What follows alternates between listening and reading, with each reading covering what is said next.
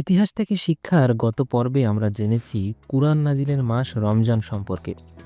আজ আমরা জানব ঠিক কোন রাতে কুরআন নাজিল শুরু হয়। সেই রাতটি ছিল লাইলাতুল কদর।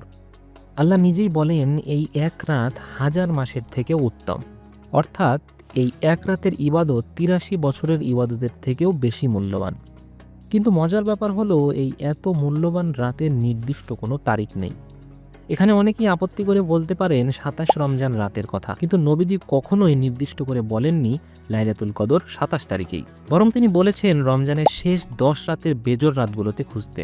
তাহলে প্রশ্ন হলো, কোথা থেকে আসলো এই ২৭ রমজানের রাতের কথা?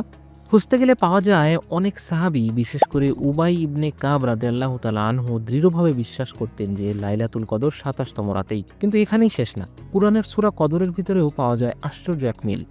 সূরা কদরে আছে ৩০টি শব্দ, আর হিয়া মানে এই রাত, এই শব্দটি এসেছে ২৭তম স্থানে। অনেকে এটাকে একটি ইঙ্গিত মনে করেন, আবার অনেকে মনে করেন এই সূরার ভিতরে লাইলাতুল কদর শব্দটি ৩ বার আসে এবং ৩-এর গুণিতকে ২৭ পাওয়া যায়। কিন্তু এই সকল তথ্যের কোনো শক্তিশালী প্রমাণ নেই। তাই আমাদের উচিত হবে শুধু ২৭শে রমজানকে কেন্দ্র না করে রমজানের শেষ দশকের সবগুলো রাতেই লাইলাতুল কদর তালাশ করা। আর নিশ্চয়ই এর ভিতরেই আমাদের জন্য কল্যাণ নিহিত রয়েছে। ওয়া আখির দাওয়ানা আনিল হামদুলিল্লাহি রাব্বিল আলামিন।